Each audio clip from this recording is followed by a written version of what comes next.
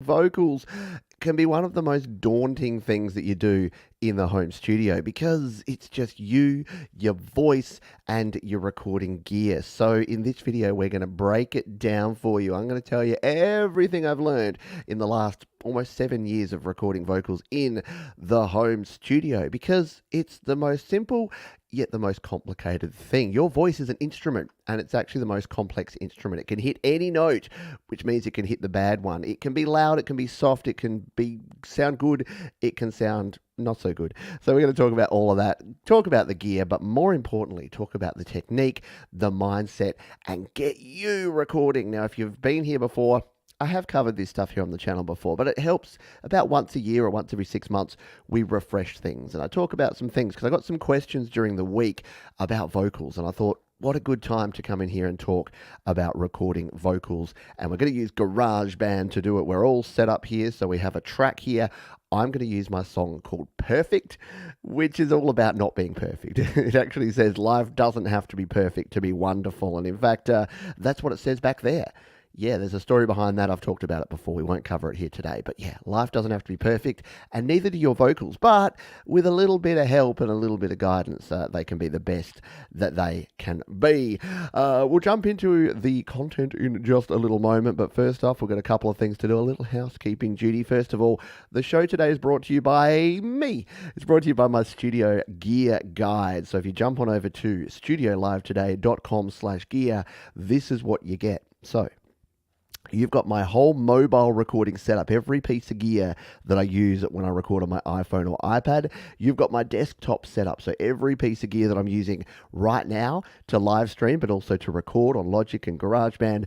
You've got the master list of all of my recommended gear, and then we break it down. So this is a handy place to go. All my recommended microphones are here, USB microphones, iOS microphones, all the adapters, all the cables, all the headphones, all the gear, everything that you could want. And if you're just searching around or you're just making a purchase, you can jump straight in. Just go to Amazon and select your country here, for instance, jump into the US, and you can go searching and find whatever gear you want. And those are affiliate links, which means you will be supporting the channel. Every time you make a purchase through the gear guide, they break off a small chunk and they send it my way. So thank you to all those who have already bought gear.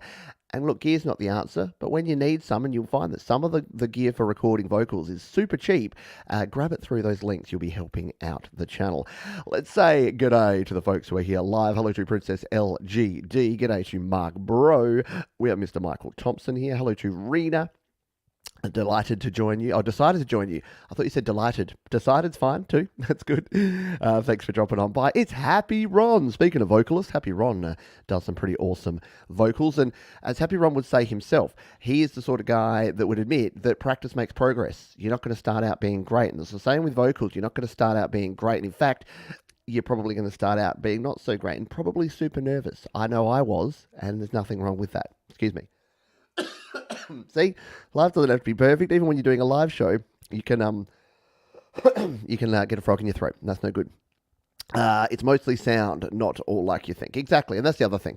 Yeah, we'll talk about mindset, but you hear your voice differently. My voice is resonating in my skull cavity differently to what's coming into this microphone and differently to what's hitting your eardrums right now. So keep that in mind as well. Thank you, Thomas Christ, our wonderful moderator, for throwing the link there to the gear guide. Hello, Christopher Rossi. Hope you're doing well. G'day, Doug Kidder. I hope you are doing well. I think I've said g'day to everyone. Chip. G'day, Chip. Dom, Terra Grossa. Tremor Bear. No, we've got some late arrivals. G'day. Gregory O'Sullivan. Thank you. G'day, Steve. I hope you are doing well. Phelan and anyone else I have missed. Yeah, I was nervous singing too. And we're going to talk about that. We're going to break it down here because this first section, we're going to do a bit of theory. So this is like when the teacher says, all right, we'll let you use the microscopes and the Bunsen burners soon, class, but for now, we need to learn about why we're using the Bunsen burners and the microscope. Why are we setting fire to microscopes?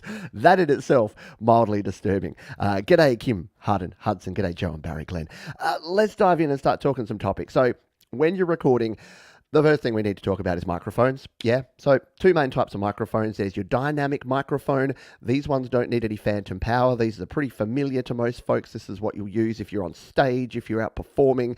It's a very simple design, doesn't require any of that phantom power, so you can plug it into anything. Plug it into an amplifier, into a mixer, into an audio interface, and you'll be good to go. Benefits of this one, and again, we cover this in details in other videos, so I'm not going to go into a heap of detail. Benefit of this one is it has really good noise rejection, so if you are singing into this end, the noise around there is not going to get into the microphone capsule, which is a good thing, and it's good for recording very loud sounds, but it has fairly low gain. So if you have a quiet voice, you may want to look for something that's got a little bit more gain, something such as this. A condenser microphone. So we'll be using this and that to record some vocals. This is the Audio Technica AT2020. All of this gear is linked down in the description, so you can go and check it out down there. But we will be using this and showing this in the flesh or in the metal casing as we go through the show here today. So microphone choice is pretty much down to your own personal preference. My recommendation is when you're starting to choose a microphone, don't go with anything super cheap. So you can get those, everyone's been to Amazon. In fact, let's do a quick example here. If we go over to Amazon here and we search here, we go, let's see what we get, because there'll be some weird ones. We'll go vocal microphone and we'll search in music recording and equipment by going through the gear guide there. Yeah, you're going to start by getting some of these. You're going to start with these sponsored ones. Like this is something that a lot of people get, this Tonor USB microphone. And you think, $30, how can I lose? Well, it's not that it's necessarily a bad idea, but the quality of recording you're going to get from that versus something like this for $100 is quite staggering. I always compare this to wine. If you're a wine drinker, this will make sense. $5 bottle of wine versus a $20 bottle of wine, world of difference. $20 versus $100, not much. So do you need to spend $400 or $800 on a microphone? Probably not. Should you spend somewhere in the vicinity of $80 to $100 and get yourself something like a Shure, like an AKG, instead of the Amazon Basics? Probably. Yeah, probably. So that's not to say you can't do things. And you know what? The reason I say that is that you might as well use something like your iPhone microphone if you're starting out, or you can use your Dirty Buds. The microphone on a pair of these earbuds you get with your iPhone is actually about as good in most cases as some of those really cheap and nasty microphones you're going to get from your Amazon. So buyer beware when it comes to that sort of stuff. So microphones, dynamic condenser, you can go USB microphones. So all of these microphones will need to plug into an audio interface. Now the audio interface that I use and recommend and have done for a very long time for my mobile setup, as you'll see if you scroll down here, is this one, not that one. It's this one here, the Steinberg UR22C. So there's links to this and all the other things over on the gear guide. But yeah, you can indeed use something like this, the Steinberg UR22C. You can use a Focusrite M Audio. The same thing with your microphone. Just don't go the dirt cheap route or you will regret it. Get something that's 24-bit that has, one or two inputs. You can go the solo or you can go the duo input there. There's a lot of options out there, but you'll spend somewhere between $100 and $200 on an interface and usually around $100 on a microphone. So for a 200 clams, you can usually get yourself set up pretty darn well with your gear. Steve says, what about the Shure SM58 Beta? Yeah. So I use this one. It's personal preference here. I just happen to use this AKG D5. This is very similar to a Shure SM58 or the SM58 Beta, which I don't know. I think the Beta's just got a slightly different capsule, or maybe one has the switch and one doesn't. Pretty similar sort of microphone. But yeah, anything from a brand name that you know is going to be a good thing to go. The question was to do with vocals or GarageBand. We'll try and get there as we go. Yeah, the Beta is good too. And, you can also spend a lot of money on a microphone. You can go like the Shure SM7B that a lot of folks use, which is like a $400 microphone. It may be overkill, especially for your first microphone or if you're starting out. But if you're liking it, then go with it. Lou Reality says, I have a Shure Beta 58 for stage and a Rode NTK and Tascam condenser for recording. That's a good setup. And yeah, start with one thing and then work your way through and you'll build out your, what we call the mic locker as you go. But it's not all about the gear and it's definitely not all about the microphone. M Audio Air 192, yes, I've heard those are very good. That's a good option. If you're going to go M Audio or Behringer, just go the higher models of those because some of those entry level ones are 16-bit and they cannot sound quite so good. Now, microphones are one thing when it comes to vocals. Microphone accessories are as if not more important. Now, you'll see that I have a windshield, a foam windshield on my microphone here, and that is for a reason that's going to stop my popping P's. You can hear as soon as I take that off, it crispens up the audio and you get a lot more breathy sound. So if you really wanted to do some ASMR and get up on that thing, then you can do that. But for me, for the most part, I want a windshield because that will just protect you. Now, the other type of microphone accessory you can use. So yeah, I use a windshield here. I also use it on my dynamic microphones. It's just easier because I like to go handheld and I like to pull this thing around. The other option you have is a pop filter. Yes, for your popping P's. And that's what you saw connected and what you can see over here connected to this. It's one of these little suckers. It's just a bit of mesh there, or sometimes it's aluminium or metallic, and it's in a frame and it goes in front of your microphone and you sing through that.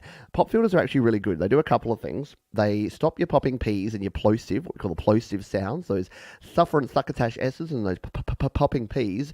And they also help you maintain a distance from the microphone, which we'll cover when we talk mic technique in a moment. Because what you'll notice here is that I'm talking to you right now. I'm not right up on this microphone. I'm about 20 centimeters behind the microphone. And I'm also, there's a reason I'm not talking directly into the microphone. People like talking to microphones like this, like they're about to eat it. You don't want to eat your microphone. You want it to kind of to sing up. What I do is I sing across the microphone because remember, it's just picking up those sound waves. You don't need to pick up the physical air passing. It's picking up the vibrations. So you can actually have it off to the side a little bit. And you'll see a lot of folks do that. Podcasters and other people, when they're using a microphone, it's usually over there.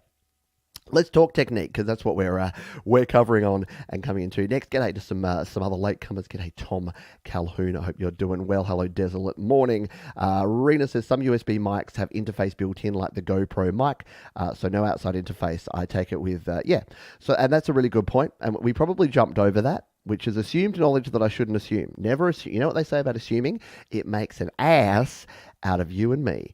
So if we do jump over here, I have recommendations for USB microphones. So if we come down to here, the one that I use and love, and yeah, as Rena has correctly pointed out, with a USB microphone, you don't need an audio interface. So you can use an XLR microphone that plugs into an audio interface, or you can use a USB. The Blue Yeti is probably the industry standard. A lot of podcasters, a lot of gamers, and even audio recorders will use the Blue Yeti. Seems to be not in stock at the moment on Sweetwater. Fair enough.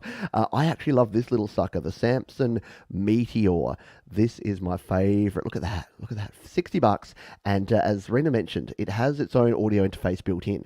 So you don't dial in a separate audio interface. You plug this in via USB and start recording and you're good to go. So yeah, if budget is a real concern, check out some of the cool USB microphones, especially the ones from Samson, the Samson Meteor, the Samson C1. They are really good entry-level mics and do a lot for the price. Thomas Christ says, I saw a guy compare the $80 mic with a $2,000 Neumann, and the differences were shockingly small. Yeah. It does happen. Like, there are differences. And again, if you are an absolute audiophile and you're right at the top end of your game and you've mastered everything else, yeah, go buy yourself a $2,000 microphone. Until then, you probably don't need one. You probably can get away with something that's going to be in the $100 range for sure. G'day, Al Davis Music. Thank you for dropping on in. Hi to you and hello to everyone. Yeah, exactly. $49 microphone can often do the job indeed. Yeah, and Samson have some very good mics as well.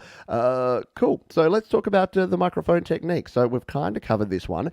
So microphone technique comes into two sort of fields. There is the static and the moving. So a static microphone means the microphone is moving and your head is going around the microphone. Now this has the advantage of being in one place and you not touching the microphone. So microphone technique, if you've ever heard someone using a handheld microphone that is really bad, has a bad connector or has a lot of self noise, you'll hear that crunching kind of sound of them moving their hand around on the microphone. That's not cool. That's not going to sound good. So if you've got a good quality handheld microphone like an AKG, an Audio-Technica, a Shure, there's going to be very little handling noise because they're designed to be held while they're used. And we'll discover that when we do some recording in just a little while. I promise we will get to that. Again, this is the theory class. We're going to get to the practical soon. So you do want to choose whether you go handheld or actually held up by a mic stand. And we'll talk about microphone accessories so we'll talk about stands in just a moment. So I've got this one on a boom stand, and boom stands are actually amazing. If you're using a desk, if you're on a desk and you're recording in front of your computer monitor, or you're recording in front of your iPad or your iPhone, having a boom stand can be cool because you can make it. I can stand up with this, and it is a good idea to be standing when I record, and I'm not live streaming because you can just see my midriff. When I record and I'm actually not on a camera, I will stand up with this, and I can just bring the boom mic up right to where I need it to be, and it keeps things very nice. It's spring loaded, and you can buy these really quite cheaply. The ones that I use are actually nothing special. You can get, $50, $100 really fancy ones, but I actually use a very simple one, and it's very similar. I've got a link down in the description. We'll just bring it up here so you can take a look at how cheap these things actually are. And it's the first thing I would buy for a microphone. So this is all it is. It attaches to any flat surface, and it goes up like that. It has a scissor function there, and it has a couple of springs. And as you can see, this was a $20 one. That one's only $20 as well. It just sits there.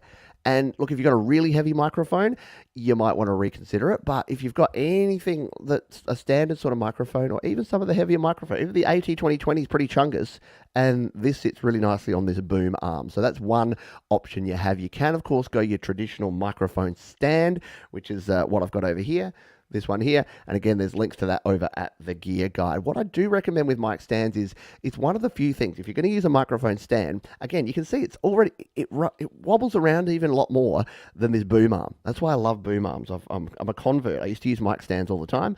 Now I use almost nothing but boom arms. If you have a surface, if you need to be moving around, it's a bit different. But if you're buying a microphone stand, it's all about the weight.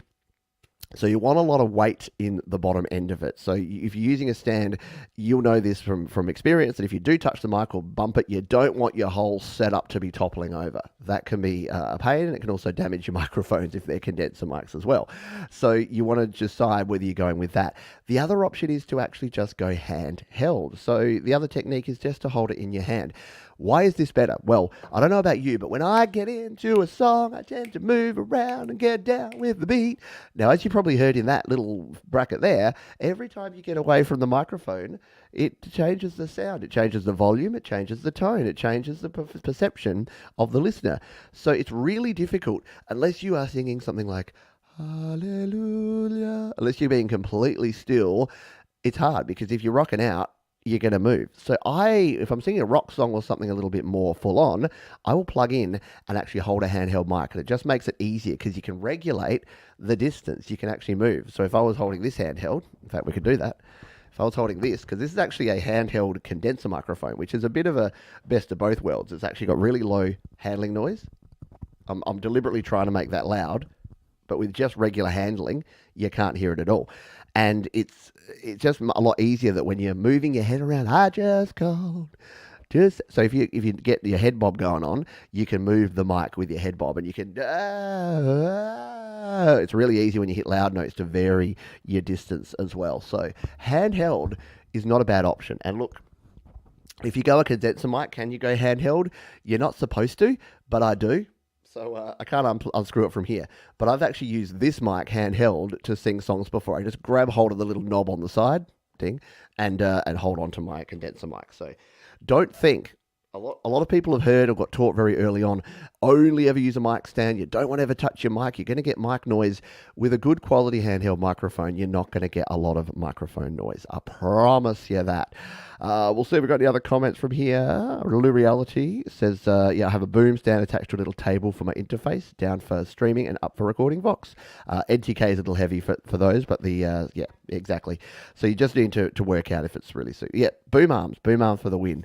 Absolutely awesome to have a boom arm. And Rena says, I converted my camera tripod with a clip. There you go. Yeah, camera tripods can be another option as well. So if you've got a tripod, I use this for filming with my mobile phone because it's got a phone adapter in there right now, but you can get adapters that will change the threading, will change the little size of a tripod into a mic stand. So it's not the most convenient if you're trying to sing into it because you've got to get a bit close there, but you can use a combo. So you can maybe attach a boom arm to a tripod. It's an option. You've got to have options, folks. And that's the thing. There is no one way to do things. I think hopefully you're realizing that by now, that when people say to me, Pete, how do I record vocals? I'm like, how do you catch a fish? Depends on what you're trying to catch, what bait you're using, what rod you're using. Are you a good fisherman? Are you in the freshwater? Are you in the seawater? Are you on a boat? Are you on a jetty? the variables are there. But if you start basic, start simple, you'll get there. I promise you. All right. Monitoring. Now, this is what sparked me doing this topic this week. Is I got a question from a user, and I've forgotten your name. It might have been John or Matt or Derek. You know who you are. I got a question from someone saying, when I record and I've got headphones on, it just doesn't sound natural. I don't like the way my voice sounds. I don't like the way I can hear my voice coming through, and I can never get the balance right between my voice and what I'm actually monitoring. Now, there's a couple of techniques that I'll show you again. I'll show you as we go through in just a moment that a lot of folks use. Have you ever seen someone with one ear half off like that? And they're like, sometimes they do it like that. Sometimes they like that. They've not got both headphones on. That's actually a legitimate technique to be able to hear a little bit more of the outside noise. Because when you're using especially closed back headphones, which these are my recommendations for headphones, the Sennheiser HD280s. When you're using closed back headphones, it really does kind of capture that sound. It's called it's noise reduction, but it's not like the active noise reduction. It's passive noise reduction, and it actually stops the outside world. So after a while, you get feeling a bit claustrophobic, and also, even if you're monitoring your own voice back through the headphones, you can start hearing that in a weird way. So sometimes just taking one ear off, even just holding it like that while you're singing along, you can actually hear a little bit more outside. So that's something that a lot of people use. Some people just have that sitting on there, so it's like right next to their ear as well. So that's sort of one option for monitoring. The other thing is, don't be afraid to use speakers. So sometimes you can actually just use a speaker. I heard some weird feedback coming through. There you go. I'm going to turn that down. I was getting feedback through from my iPad. Sometimes you can use your monitor speakers, especially if you're using a dynamic microphone, a handheld dynamic. And we're going to test that in a moment, because I'm actually going to turn my speakers on and just show you. We're going to do a few tests and show you that you don't actually hear that much when you're using your speakers as you're monitoring. So a lot of people say, what about bleed? You're going to pick up the audio coming through from your track. Not as much as you think, and it's not as big a deal as you think either. Because the only bleed you're getting through is your backing track. Unless you've got a really loud click track or something annoying, it'll all come out in the wash. You'll be fine, I promise you. Couple of final things. Input gain. Input gain on your either your microphone, if you're using a USB microphone, or if you're using an audio interface, the input gain is really important in how you set that. So here on the Steinberg, there is your input gain, your dial, and mine is sitting at around about 1 o'clock on my Steinberg at the moment, and that's what we'll be using in a moment to record. So getting your input gain set so that it's not clipping, it's not peaking, that peak light, so that little red light there or whatever it is, you're not hitting anywhere near that. Cool thing about digital is you don't need a really hot signal. If you came from the analog era, you would have heard that you got to push your microphone hard, push your input hard, because otherwise you're going to get noise floor, you're going to get interference, you're going to get other things. The good thing about the digital world is you don't have to worry about that. So even if you've got these little tiny wimpy waveforms in digital, you can turn those up. Because if you've got a good quality audio interface that has a low noise floor, it really doesn't matter. So less is more. Always err on the side of low, because you can boost volume. As soon as you've clipped, especially digital clipping, there's no going back. So make sure that your input gain is set to the correct level, which is usually 50 to 75%. So make sure that your little monitor there is only going in those areas as well. Finally, we'll talk about performance, and then we will get into the actual recording, I promise you.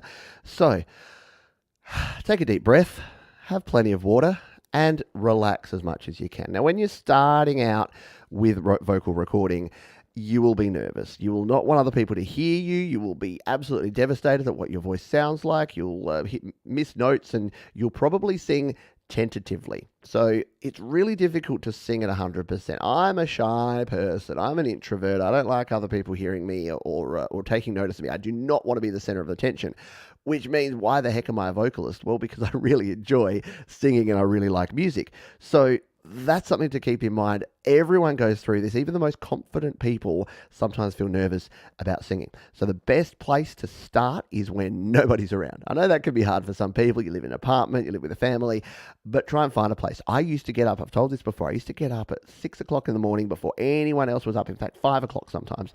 And I'd sneak in to the built-in cupboard. I'd close every door between the bedrooms and there, and then I would sing. And when I first started singing, I'd be like, life doesn't have to be perfect to be wonderful. Because I was so nervous. I didn't want other people to hear me. And it comes through. We'll do some tests in a moment and it'll come through. You'll hear how it comes when you're singing, even at 50% or 80% of yourself. Unless you are giving it 100% or sometimes 110, you kind of got to like go above. You got to give it more energy because the recording will suck a little bit out of that. Have you heard that? Got to 10x it if you're being, when you're doing a live show. Like my persona when I'm doing this, it's not much different to what I am regularly, but it's about 2 times my normal personality. Because if I said the important thing about using a microphone is to make sure that you use a pop filter or that you have some sort of windshield, because that's not going to be engaging. So same with your vocals. You need to actually deliver your performance. So that is my 20-minute crash course, everything you want to know about vocals, but we're afraid to ask. If you've got tips, if you've got ideas, if you've got things you want to share, go check out Mike at Creative Source. He's got some videos. No, please leave some comments. Ask your questions here in the chat because we're going to go through and start testing things out and do some practical stuff in a minute. I have the UR22C. Yeah, UR22C is my go-to. And look, there's not a lot of difference these days. Reason I like the Steinberg, the reason I use the UR22C, someone asked me this during the week, a couple of reasons. Number one, it has this mix option here between the input and the DAW and a mono option. So you can actually just you can get a mono mix coming back into your headphones without having to change anything around. That's very cool. You don't just have your monitoring on or off. So there's 2 ways to monitor. Probably should have covered this in the monitoring. There's 2 ways to monitor. You can monitor through your software or your DAW, your DAW as it says there, or you can monitor direct or latency-free monitoring, which means you'll hear it coming straight back through.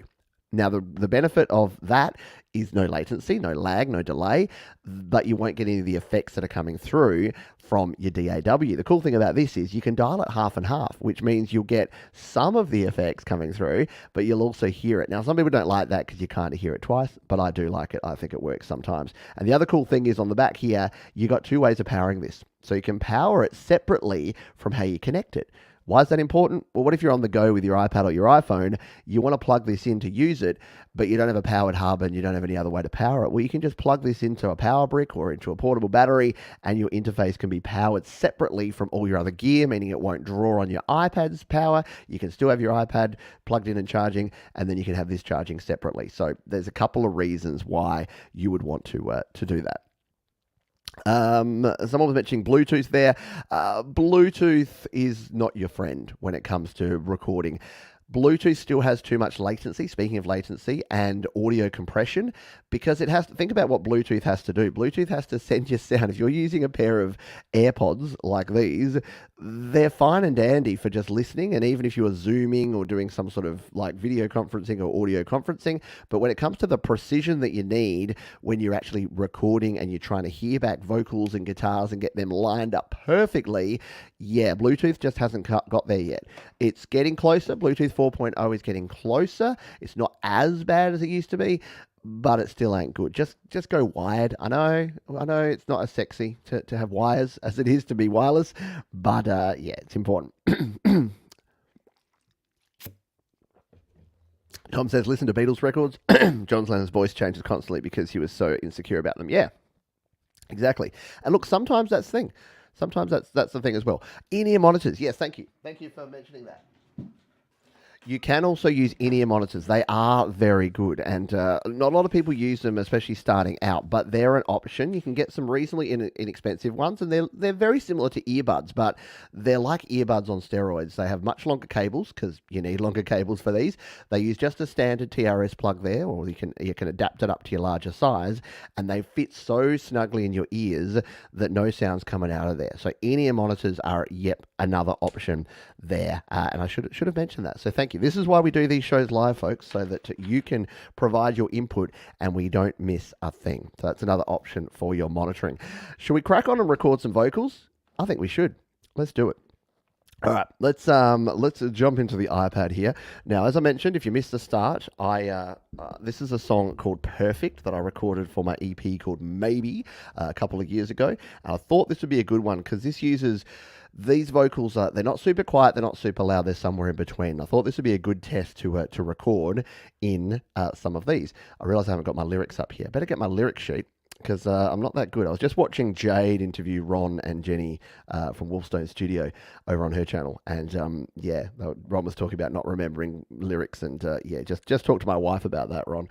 Georgie will tell you that I'm terrible at remembering lyrics, especially for my own songs. I remember lyrics for Nirvana and Pearl Jam songs a lot better than I remember my own songs. Something about as you get older, not good. The recorder, the Shure in-ear monitors. If you ever hear IEMs, that's not like some weird like bomb or missile. they're different. IEMs are in-ear monitors, so it means instead of having cans over your ears like I'm using, you can use in-ear monitors, and they're a little bit better, high quality, high fidelity than your regular dirty buds you'll get with Apple. But not there's anything wrong with those. All right, so let's take a listen to this song. This is the original vocal that was recorded here, and if we press play, we should be able to take a listen. Life isn't always fair, and everyone has their problems. So, I'm getting what am I doing? No, I'm getting a little bit of hiss in one here. I think my audio setup I need to tweak a little bit. So apologies for the little bit of background noise that you're getting here. No, don't want to see that. If you're triggered by that, like I am, then my apologies. We'll turn it down while we're talking through this. So these vocals originally were recorded using this AT2020 microphone. So let's recapture these. Let's re-record these and see how they're going to sound if we do these again. So we'll use the same settings here. So we'll just duplicate out those settings. What we've got here is our microphone, our radio ready settings. We've got some plugins and effects here. I go over these in detail in a lot of other videos, so we won't cover it in a heap of detail here, but we've got some delay, we've got a little bit of overdrive on there just to give it a little bit more oomph, and where we can record in here. So let's just turn our monitoring on here and test this. Check. 1, 2, 3, 4. So what you're seeing there is on the input gain, we don't change it here. We change it on the actual audio interface. So what I tend to do to start with, we'll bring this microphone over here a bit closer and lift it up. So to start with, I just sing a passage. So we'll sing a pass of this and we'll set our input gain and make sure that that's the first thing that we have going on here. I'll turn off this mic and just be over here. Life doesn't have to be perfect to be wonderful. Life doesn't have to be perfect. So what you're seeing and hearing there is that the input gain here is getting right up there. It might be a little bit too loud. So I'm just going to drop this back. Remember how I said it was at 1 o'clock? I'm just going to record it at 12 o'clock. Because remember, less is more. And what we're going to do is come to the start of this song. And let's just record in this first section. Let's record from here. We'll just listen to the start of the song. We'll mute out our original vocals. And I will record them in as I would using a microphone stand, a pop filter, and my AT2020, and then we'll do some other variations. So this is me singing just like I would sing. Check. 1, 2.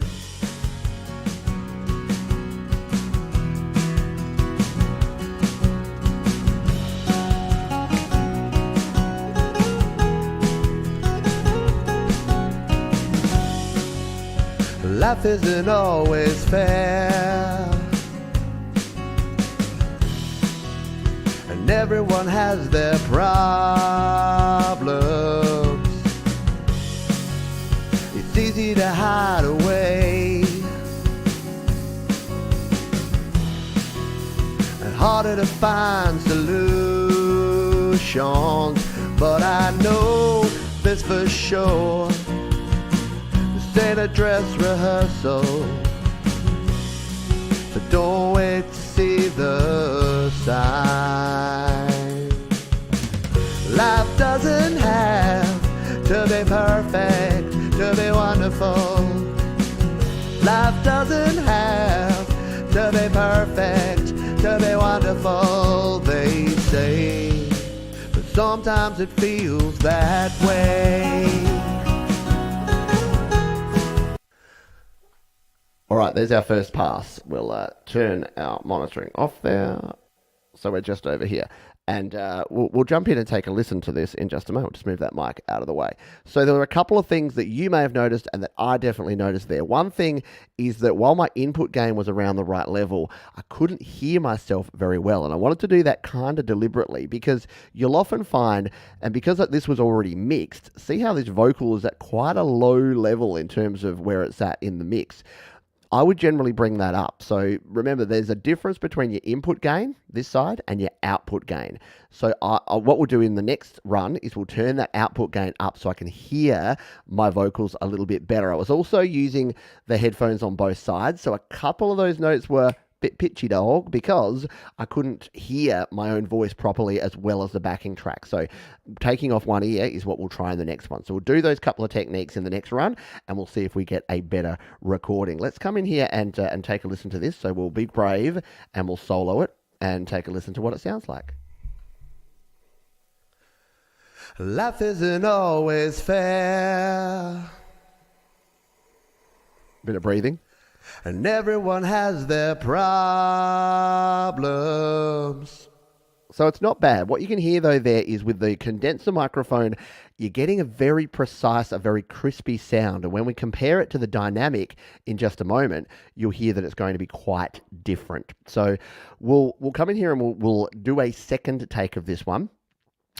Doing multiple takes. Now, it's not going to work for us in this one, but in terms of your recording process, doing multiple takes and then comping or compiling a bunch of different vocal takes into one final take is a good way to get a good vocal performance. So keep that in mind as well. Let's duplicate this one out. We're going to mute that one and we're going to record again. So I'm going to follow my advice here. And this time what we're going to do is we're going to turn up the output gain. And this time I'm going to hear myself a bit better. I'm also going to grab one cup of my ears and just take it off so that I can hear myself a little better. So I'm going to bring the mic back in, come back in again. If you're just joining us, this is my Audio-Technica AT2020. This is a condenser microphone. And this is the sort of sound we're going to get from a good quality, about a $100 condenser mic. So let's hit our monitoring on. We'll turn our volume back up and we'll turn down. And we're over here. And this time, can you hear how we're hearing it? I'm going to turn it right up just to emphasize the sound. This time you're going to hear my voice a lot better. I've got one ear cup off and this should all go a lot better this time. So let's hit record and try.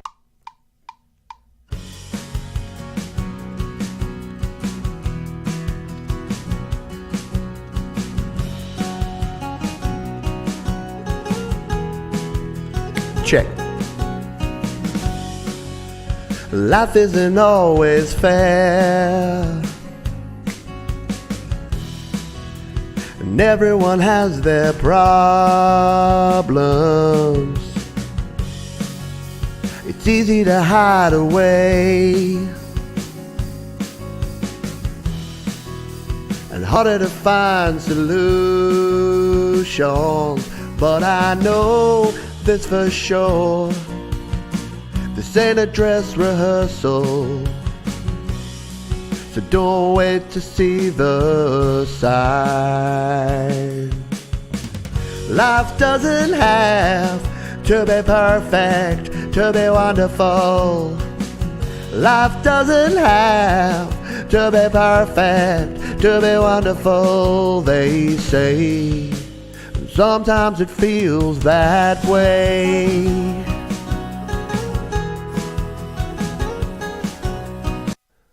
Right.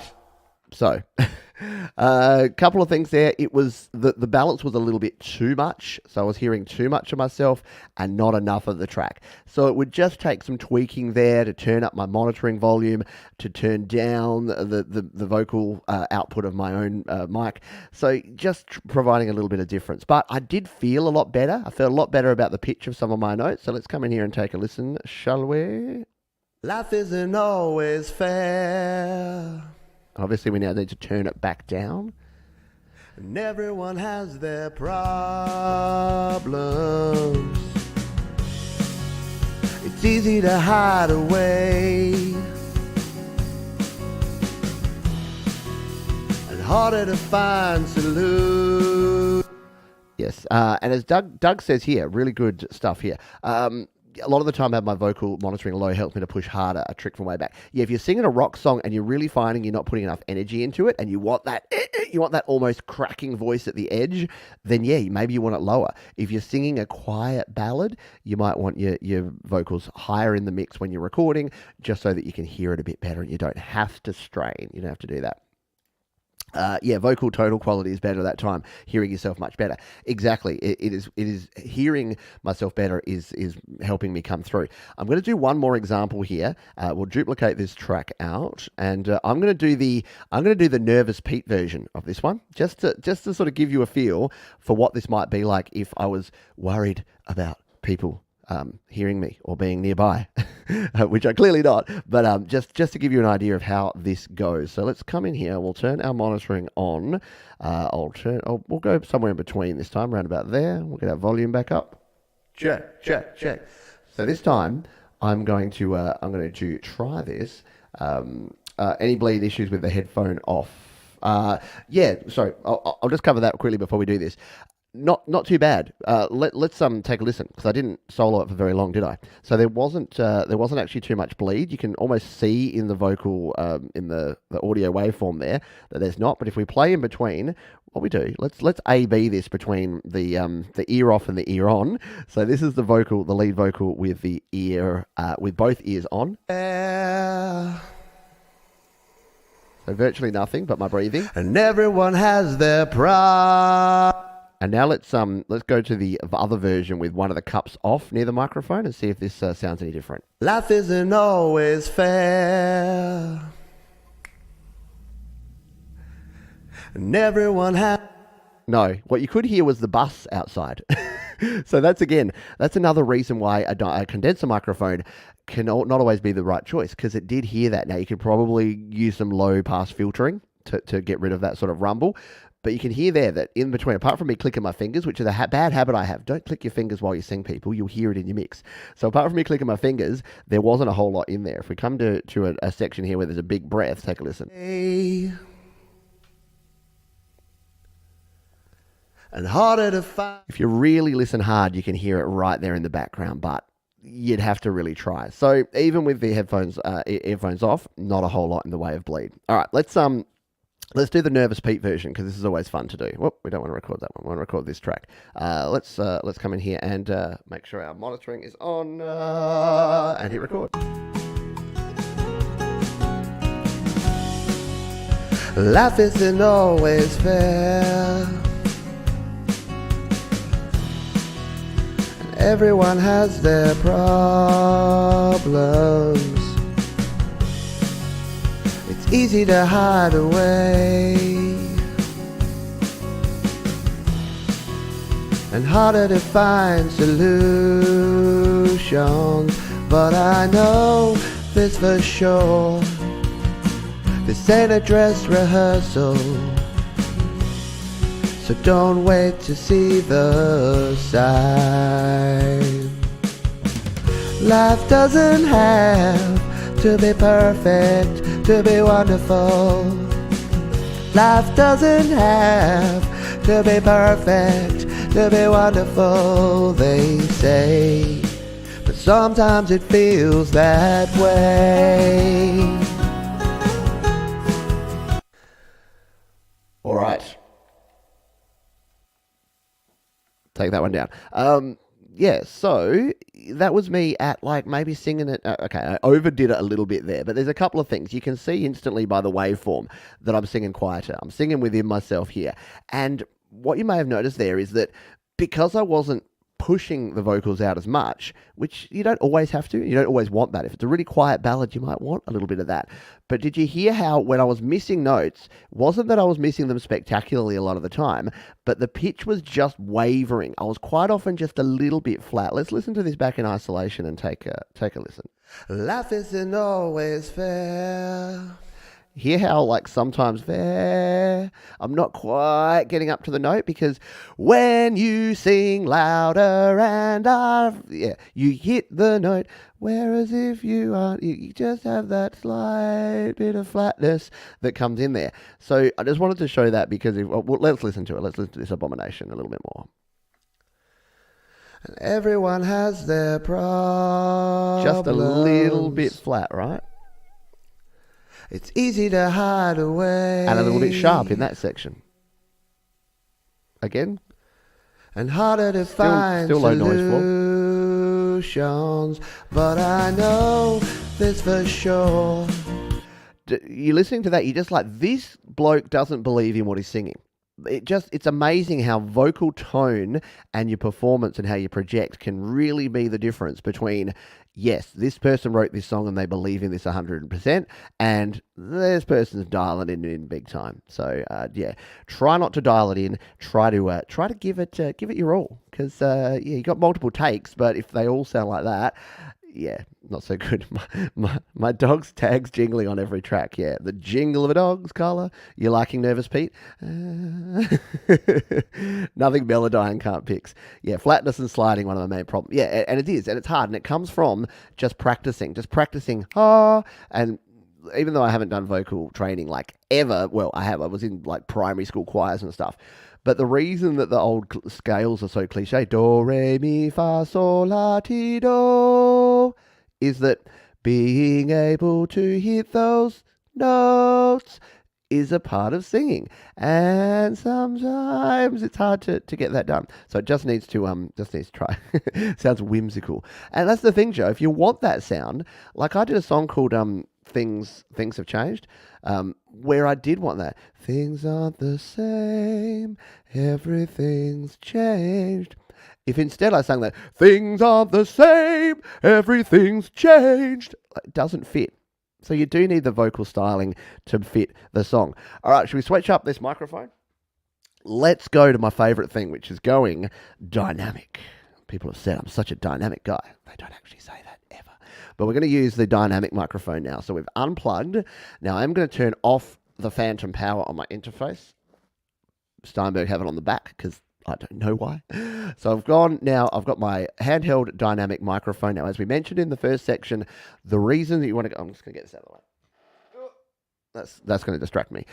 The reason that you might want to go for a dynamic microphone is if you're a big fat loud mouth like me and you've got a very loud voice, this can be really good for louder sounds. It doesn't pick up as much of that high-end crispiness, so it won't be as much clarity. So if you really want that real breathy, clear vocal, then a condenser mic might be better. But a dynamic, in my experience, for a louder, rockier kind of vocal can actually work really well. And something like this, the AKG D5 does a good job. So let's do this again. Let's set up a new track. We're going to duplicate out. And what I'm going to do is I'm going to use some of the techniques we've done here. I'm going to turn the input volume up. I'm going to take one ear off, and I'm going to use the dynamic microphone. And I'm really going to try and belt this one out. I'm going to try and get a really good take-in of this section by using this. So let's come in here to our microphone. Check. 1, 2, 3, 4, 5, 6, 7, 8, 9, 10. Now, the first thing that you're probably going to notice here is that we may need to turn our input gain up because you do need more gain for a dynamic than you do for a condenser. So let's do our little test to start with. We'll turn the volume up here. We're still at 12 o'clock on the dial, and I'll just sing out this part. Life doesn't have to be perfect, to be wonderful, they say.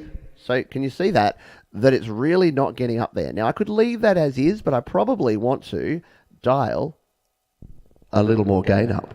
Now, you don't want it all the way up here, do you? You just want to dial it down to the top of the noise floor. So now, if we sing, life doesn't have to be perfect, that's much better. We're hitting right in that sweet spot between that 50 and 70%. So don't make the mistake of recording too hot, but if you are too low, you do want to be careful with that. Now, you can hear, as I'm tapping like this chord, that's creating a bit of sound. This isn't the best quality chord. I bought it because it's red and it goes faster, but it's not the best quality cable. So you do have to be careful not to touch your cable too much when you're recording. And if I touch the phone part. So you know how people grab the microphone with both hands right up the top here and they sing? That's a really bad idea. The reason a microphone has a handle and a capsule is you sing into the capsule and you hold onto the handle. That's going to give you the least amount of handling noise. So let's give this a crack, shall we? And I'll turn down this mic and you'll hear me on this one and we'll give it a crack. Check. 1. Life isn't always fair, and everyone has their problems. It's easy to hide away and harder to find excuses, but I don't really know. There's a battle ahead. Sometimes the voice is in your head. Life doesn't have to be perfect to be wonderful. Life doesn't have to be perfect to be wonderful, they say, but sometimes it feels that way. There you go. So a few mistakes I made there. I did crackle I did whack the chord a little bit there. You could see there that because I'm using a dynamic mic and a handheld, I can get more into the song, but I did make sure that what I tend to do is kind of just put the foam just up in the bottom corner of my chin so that when I jump around, when I Mick Jagger and Steven Tyler it doesn't actually matter. You can be closer to the mic. So let's go and see what damage was done on this one. And take a listen back to it, shall we? So if anything, I probably turned it up. Maybe it's a little bit too hard and lumpy here. But let's take a listen back to this as a soloed vocal. Check. 1. There's my crackle. Life isn't always fair, and everyone has their problems. Yeah, I'm definitely touching the cable there. I'm playing with my cable, and it's actually wrapped around my headphone cable. So that was unintentional, but that's a good example of what you can do wrong there. Now, there's ways that you can fix that, because what I would do with this is I'd probably throw a noise gate on it to try and remove some of that. So if we come in here and we turn the noise gate on, let's just come into a loud bit and play it. Oh, turn it up. Why are you playing? Play for me. I've lost my playback now. Oh, because I got the threshold down. Don't really know. There's a battle ahead. And sometimes the voice is in your head. Life doesn't have... So I'd probably do something like that and put a noise gate on there so that it doesn't have those cracklings, at least in between, because otherwise it's going to be distracting. But what I would actually do is go back and not touch the cable as much, because what I would actually do, and what we'll do in kind of the final take, is stand up and belt it out. Because the reason it was rattling is I was here at the desk, it was going against things, it was wrapping around other cables. Not cool, but we're going to fix that in a moment, because you know what we're going to do? We're going to go crazy here for the final pass. We're going to go kind of nuts, because a lot of people say you can't possibly record. The bleed will be too much if you record using using speakers as your monitors. And as we heard from all these versions. There's very little in the way of background noise of bleed coming through, which is a good thing, but as we talked about before, not necessarily a devastating thing. Well, let's duplicate this out, and we'll do a final version. So what I'm going to do, I'm going to combine all these tips, but I'm going to flick on my monitor speakers, which is going to be a bit weird, because you are going to start hearing me coming through there through this microphone, because it's monitoring everything through my mixer. So I'm going to take off my headphones. And this is what I use when I do like my happy hour shows and Your Music Live. So not quite as much, but you can hear if I put this up here, not that one, that's this one. We're going to put this on. If I put the monitoring on this one, check, 1, 2. And if I go over here, we're going to get some, you're going to start getting feedback. So you've got to be really careful that you don't, the recording of what's actually coming out, you can't see my speaker down there, but if I hold it up to the speaker, Yeah, you know where that's going, right? Feedback City. So you don't want feedback and you don't want too much bleed. And if I just play this track, we're going to have to be really careful with the volume of this. I'm going to turn it down to start with, and we're just going to turn this up.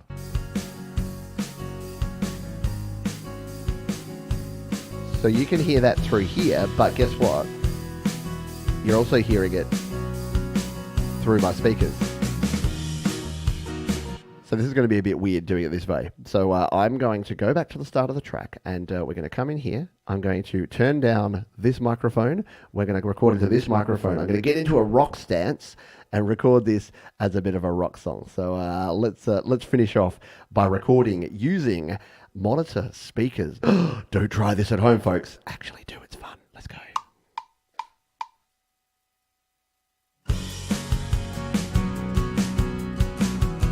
Rock pose, yeah. I'll get down on the knee. Ah.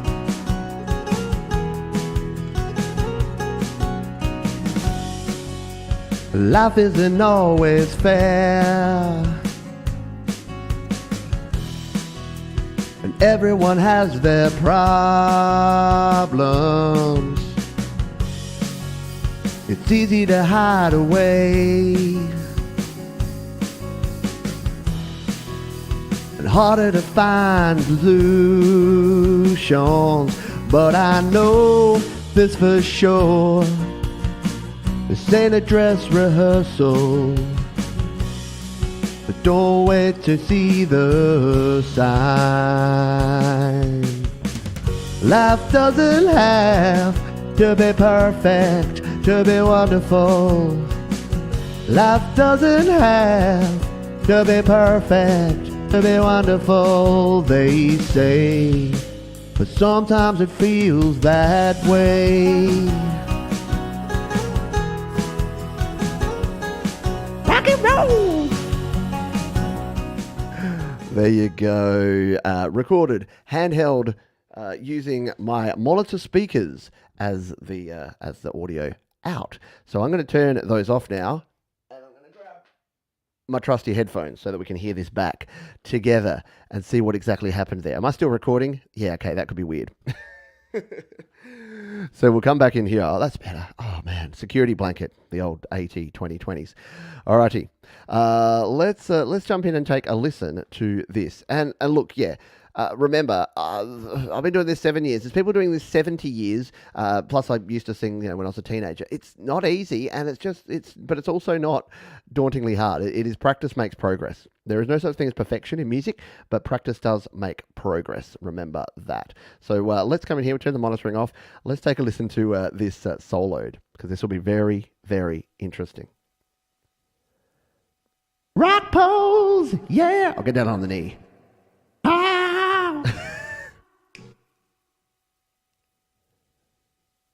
Now, I think we've still got the noise gate on here. Let's turn that noise gate off, because that's probably stopping the background noise coming through. Let's disable the noise gate. Yeah, then we'll be able to hear what we're actually having as far as the background noise goes.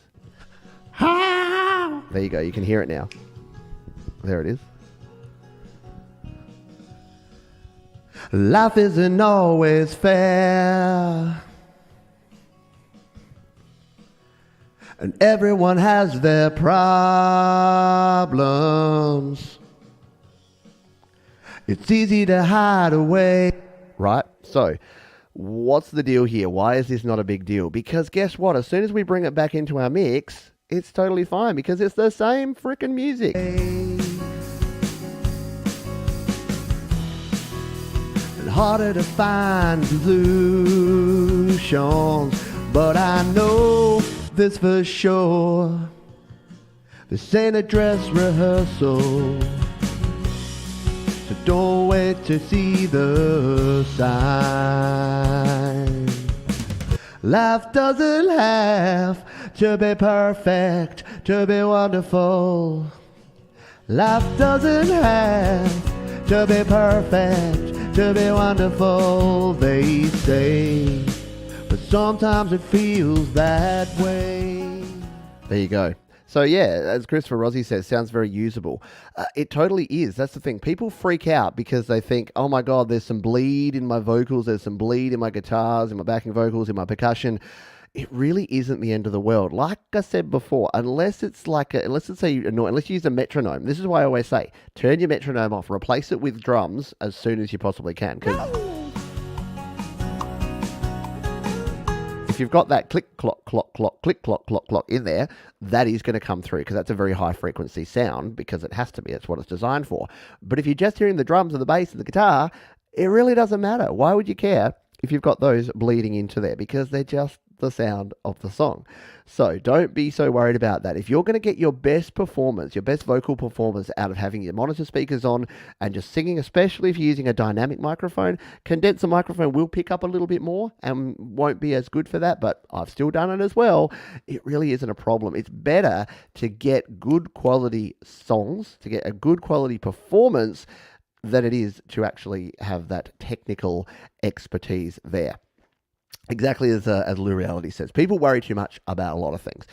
Don't worry. Don't get into those forums. Don't get into those conversations where everyone's stressing out about all the different things. Just do the best you can. Find the way that works for you. It's going to be different for everyone, and you'll be all good in the hood. Thank you, Chip. Thank you, Worry Warts. Thank you for everyone. Moving the emotions to your listeners is better than having a technical thing. Yeah, exactly. Life does not have to be perfect to be wonderful. Remember that, folks. It's a good thing to live by. And that's why I nabbed that before my local cafe closed. I nabbed their sign because I wanted that to be behind me, reminding me of that very fact as often as possible.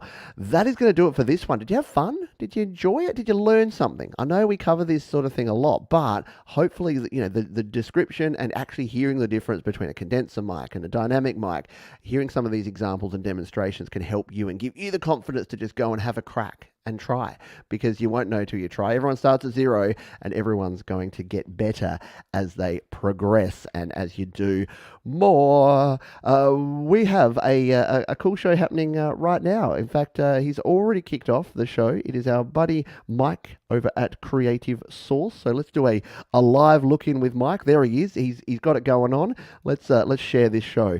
So if you enjoyed the show that you've just watched here now, please give a thumbs up. That will really help me out. That tells all of the YouTube robots to come and check out the show. And what's Mike got to say?